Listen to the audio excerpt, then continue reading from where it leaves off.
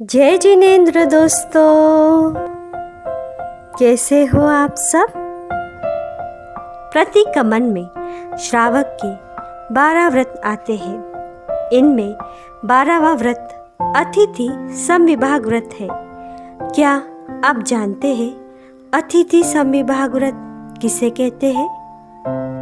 जिनके आने की कोई तिथि या समय नियत नहीं है, ऐसे पंच महाव्रतधारी निग्रंथ श्रमणों को उनके कल्प के अनुसार 14 प्रकार की वस्तुओं का निस्वार्थ तथा आत्मकल्याण की भावना से दान देना तथा दान का सहयोग न मिलने पर भी सदा दान देने की भावना रखना अतिथि समविभाग व्रत है। क्या आप जानते हैं हम साधु साध्वी जीवों को अचित 14 प्रकार की वस्तुओं का दान देते हैं। क्या आप जानते हैं वे 14 प्रकार की वस्तुएं कौन सी है? तो चलिए आज हम इसे जानने की कोशिश करते हैं। इन 14 प्रकार के दान को 2 भागों में विभाजित किया गया है, अपरिहारी और परिहारी। अपरिहारी यानी जो वस्तु साधु साध्वी जी स्वयं काम में लेने के बाद पुनः नहीं लौटाते, उसे अपरिहार्य कहते हैं। इसमें पहला अशन यानी 24 प्रकार का धान्य, जो धान्य उस समय पका हो, भूंजा हो, सचित आदि से स्पर्श ना हुआ हो वो। दूसरा है पान, धोवन पानी, गर्म पानी, छाछ का पानी, शरबत आदि पेय पदार्थ। आचारांग सूत्र में बताए गए 21 प्रकार के धोवन पानी। तीसरा है खाद्य, पकवान, अचित, मेवा, मिठाई आदि। चौथा है स्वाद्य, सुपारी, लौंग, चूर्ण आदि अचित मुखवास। पांचवा है वस्त्र, श्वेत वस्त्र, सूती आदि ऊनी वस्त्र। छठा प्रतिग्रह, लकड़ी, तुम्बा या मिट्टी के पात्र। सातवां कंबल, ऊनी या सूती कंबल आदि। आठवां पाद प्रोच्छन, रजोहरण, पुंजनी तथा बिछाने के लिए मोटा वस्त्र। ये 8 प्रकार के दान अपरिहारी दान कहलाते हैं। परिहारी जो वस्तु साधु साध्वी जी अपनी आवश्यकता के कारण ग्रहण करते हैं और आवश्यकता पूर्ण होने पर लौटा देते हैं, वे परिहारी कहलाती है। परिहारी दान।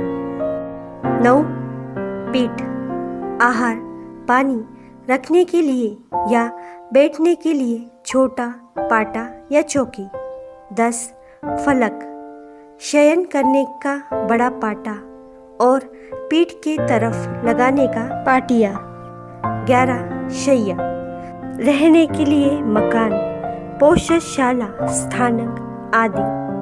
12 संस्तारक, वृद्ध, तपस्वी या रोगी साधु को बिछाने के लिए गेहूं का, शालिका या कोद्रव आदि का घास। 13 औषध, सोट, हरड़, काली मिर्च, अचित, नमक आदि औषधि वस्तु।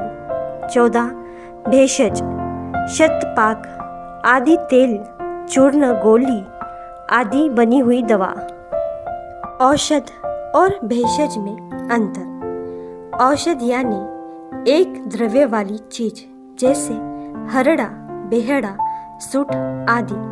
भेषज यानी अनेक औषधियों से मिलकर निर्मित चीज जैसे त्रिफला, शतावरी, कल्प आदि। 9 से लेकर 14 तक का दान ये परिहारी दान कहलाता है।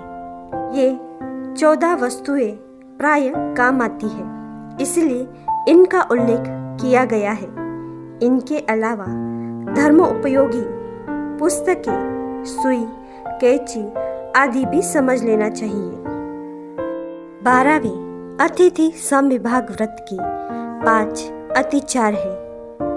पहला, सचित निक्षेवनिया, अचित वस्तु को सचित पर रखा हो, जैसे रोटी के पात्र को नमक आदि सचित पात्र पर रखना, अचित पानी के पात्र को सचित पदार्थ पर रखना आदि।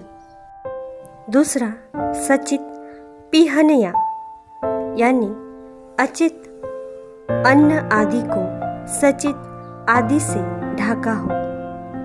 तीसरा, कालैकम्मे, भिक्षा के समय दान की भावना नहीं भाना, उस समय घर के दरवाजे बंद रखना, दान के समय का अतिक्रमण करना अर्थात भिक्षा का समय बीत जाने पर साधु को दान देने का आमंत्रण करना अथवा वस्तु का काल बीत जाने पर बिगड़ी हुई वस्तु देने का विचार करना। चौथा, परो वैसे, स्वयं सूझता होते हुए भी दूसरों को दान देने के लिए कहना अथवा न देने की भावना से अपनी वस्तु को दूसरों की बताना। पांचवा, मच्छरी आए, मत्सर भाव धारण करना। साधु तो आ ही धमके हैं, इन्हें आहार पानी नहीं दूंगा तो लोगों के सामने ये मेरी निंदा करेंगे, ऐसा विचार करके देना। अच्छे वस्तु होते हुए भी न देना और खराब वस्तु देना। मेरे सरीखा दातार कोई नहीं है, इस कारण साधु बार बार मेरे घर आते हैं, ऐसा अभिमान करना। साधु या साध्वी मेरे संसार के संबंधी है, अतः इन्हें आहार पानी देना ही चाहिए, इस प्रकार सोचकर दे तो। तथा यह बेचारे साधु जैनों के ही है, इन्हें हम नहीं देंगे तो दूसरा कौन देगा, ऐसी भावना से दे तो। इस प्रकार हमें इन 5 अतिचारों को जानकर इनसे बचने की कोशिश करनी चाहिए। इस प्रकार ये 5 12वें अतिथि समविभाग व्रत के अतिचार है। 12वें अतिथि समविभाग व्रत का पालन करने वाले हम सबको मुख्य रूप से इन बातों का ध्यान रखना चाहिए। भोजन बनाने वाले और भोजन करने वाले को सचित वस्तुओं का संगठे के बिना बैठना चाहिए। घर में सचित अचित वस्तु को अलग अलग रखने की व्यवस्था होनी चाहिए। कच्चे पानी के छींटे, हरी वनस्पति का कचरा, गुठलियाँ आदि घर में बिखरने नहीं देना चाहिए। धोवन पानी के बारे में अच्छी जानकारी करके अपने घर में बने अचित कल्पनीय पानी को योग्य स्थान पर रखना चाहिए। दिन में घर के दरवाजे खुले रखने चाहिए। मुनिराज को स्वयं के हाथों से दान देने की भावना रखनी चाहिए। साधु साध्वी को गोचरी बहरानी की विधि विधान की जानकारी करनी चाहिए। बांटकर खाने की प्रवृत्ति होनी चाहिए। भोजन करते समय हमेशा साधु साध्वी को बहरानी की भावना रखनी चाहिए। साधु साध्वी संयमी पुरुषों को दिया गया दान उत्कृष्ट दान है। साधर्मी तपस्वी आदि को दिया गया दान मध्यम दान है। दीन दुखियों को अनुकंपा से सहायता करना तीसरा जघन्य दान है। भावपूर्वक दिया गया दान जन्म मरण को घटा देता है और उत्कृष्ट रसायन आने पर तीर्थंकर नाम कर्म का बंध भी हो सकता है। आशा है आप सबको 12वें अतिथि समविभाग व्रत का यह वर्णन पसंद आया होगा। जिन आज्ञा विरुद्ध कुछ कहने में आया हो तो तस्मिच्छामि तुक्कडम्।